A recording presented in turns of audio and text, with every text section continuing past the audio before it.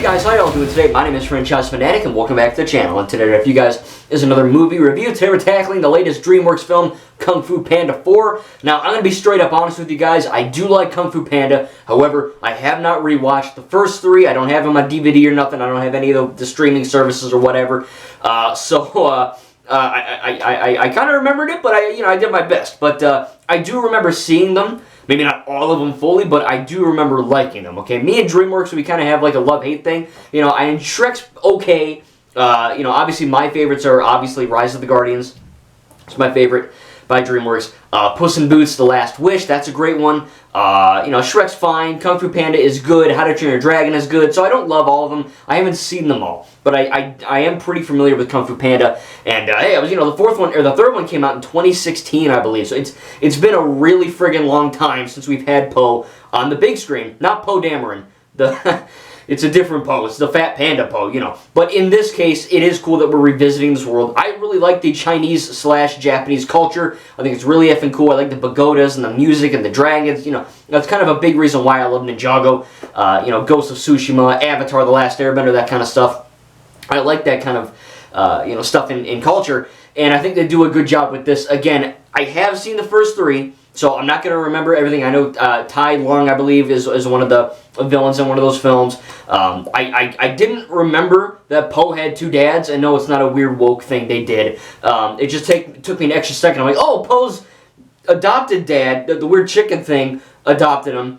Or the peacock or the mongoose or the whatever, and then Po's real dad, like biological panda papa, he came back into that. So I was like, oh, okay, that's, I remember now. It was all kind of coming back to me as I was watching this film. And just straight up, it's been a while. It's, like I said, 2016, I believe. So it's been a long time, and the animation has only gotten better. Jack Black is still good as Po. I guess he sings a song in the end. That was kind of weird. But, I don't know. He did Peaches, and they were like, do more, do more. But I think he's fine. Po is a good character. I do think that there's a bit of a disconnect between the first film and this one where, you think, once becoming this godlike kung fu master, that he would be a little bit more not sober, somber. But, I get it. It's not a kid's film, far from it. But it's very much, something that can appeal to every demographic, kid, teen, and adult. So I get it, Plus, I do like that Po is a funny character, right? I think one of the characters is Zhen or whatever, Awkwafina's character. Straight up, she says, she tells Po in the movie, oh, you're a good guy. Po is a good person at heart. I think that's what's really cool about his character. There's some really good action in here. I'm not going to spoil all of it. I'm really not going to spoil any of it, but there is an action scene, where I guess we'll talk about the action first, where Po is kind of, fighting, but he's also kind of problem-solving his way through this little, house, or his warehouse, or whatever, in the film. And Zhen, Awkwafina's character, the girl wolf, or whatever, the assassin, whatever, the girl that's wanted in the city, she's kind of beating up everyone and trying to, win by, kick their butts. And basically what ends up happening, they say kick their butt a lot in the movie. She kicks their butts, and as she's kicking butt, Po is kind of, as I said, he's problem-solving. He's, she's stealing coins from all these guys in this tavern, and Po is, dodging it's like Jack Sparrow, he dodges a freaking spear, and he takes it, and he, throws it in a wall or something, or he puts his hat on it. He'll take a sack of coins, put it in some guy's, thing and say, oh, sorry for hurting you, he's kind of like that kind of character, and he does kick butt, and he is a, badass action hero when he has to be, and the action is really good. It's probably one of the best parts. I think that's kind of what everyone thought about Puss in Boots, The Last Wish. That whole movie is just awesome in general, but the action in that was really good. Same thing here. I think it is really good as well. If anything, it's to highlight, and that's kind of a blessing and a curse, because the rest of it is good, but maybe not as strong as the kinetic and frantic action sequences are, because you get the sense that, okay, yeah, they really took, DreamWorks Animation took a lot of time to make these action scenes really fun and badass, and the choreography is excellent.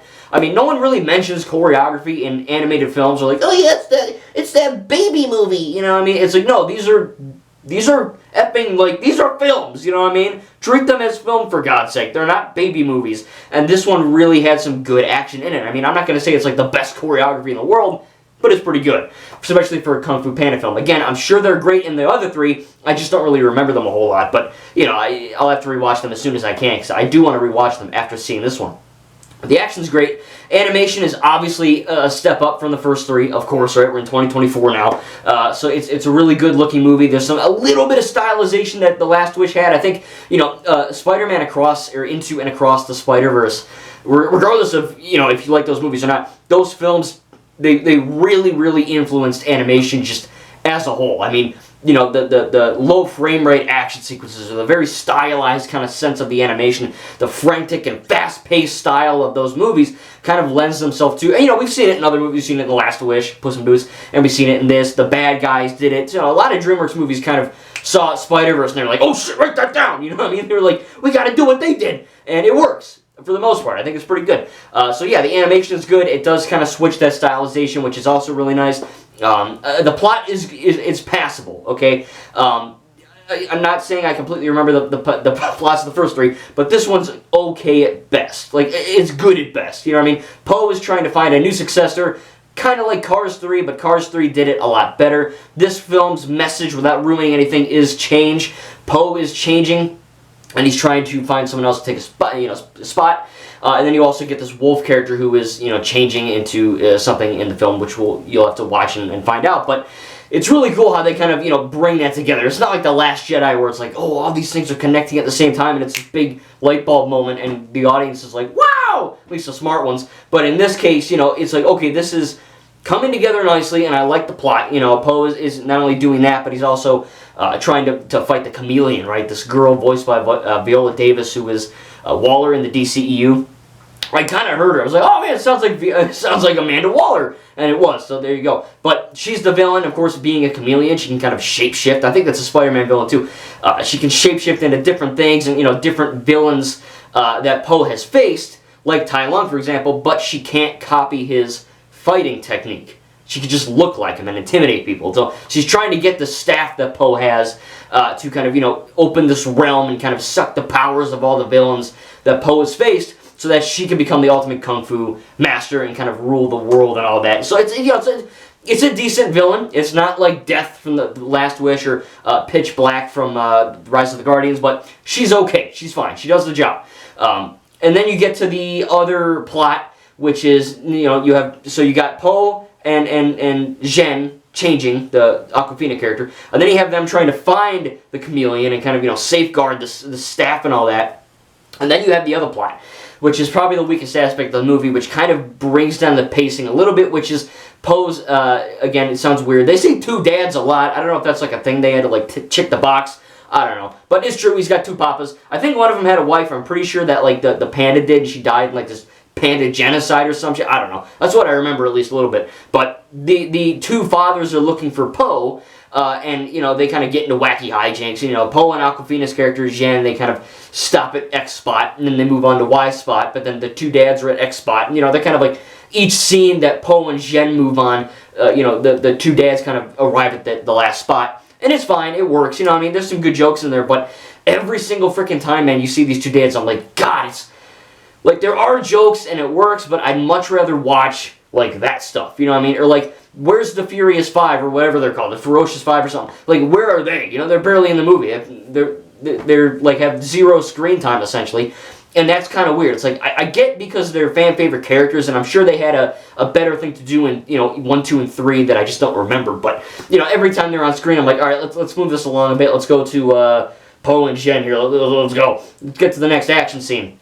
But the jokes are fine. The jokes are good. There's some really good jokes in there. There's only one fart joke, thank God. But a lot of the jokes do hit for me. It was pretty funny. Not like the funniest film of all time, but the guy that directed this, Mike Mitchell, he did a few other movies. I think he did a Trolls film, but he also did the Lego Movie 2, which is like a freaking banger of an animated film. It's one of my favorite animated movies ever. Sadly, it made no money. I don't know what the hell Universal's doing, but they're not making any. They're doing a Pharrell Williams movie, which I promise you, the Pharrell Williams Lego Movie is not going to be what you think it is, okay? It's going to be a documentary with a little Lego guy in there, I swear. But anyway, Mike Mitchell is a talented filmmaker, right? The stuff I've seen, which is just one movie, but, he's good in that movie. He directed the crap out of Lego Movie 2. So this movie, he did, maybe not as good of a job, but for Kung Fu Panda superfans, I think it is a really good movie. Again, having not remembered the other three, I do want to rewatch them, okay? I really do enjoy this movie. It's not as memorable as other DreamWorks films, and again, that plot does kind of slow things down a bit, and there are You know, in terms of pacing issues, there's that, but there's also a lot of scenes where, obviously, you know, the action scenes are fast and whatnot, but there's a few moments where I'm like, okay, I wish they kind of turn the knob down a bit, you know, go a little bit slower, because there's scenes where Jen is talking to Poe, and there's almost like a one-on-one like connection moment where like, oh, this is gonna work, and then it's just boom, it's like a breakneck speed movie, you know what I mean? It's only an hour and a half, which is pretty short for an animated film. Normally they're an hour and 40 to sometimes even 2 hours. I think Across the Spider-Verse was over 2 hours. So, you know, it's hard to find that balance in an animated film because you want children to be entertained, but you also don't want to bore the parents or just adults that are watching without any children, which was me. I went with my mom, and I'm her kid, but I'm not a kid, you know what I mean? So it's whatever. But I think there was one kid in the movie. When I go to a movie theater, you know, I don't study the audience, but I think there was a kid. He didn't give a shit. He was just opening his candy and just, you know, he was just.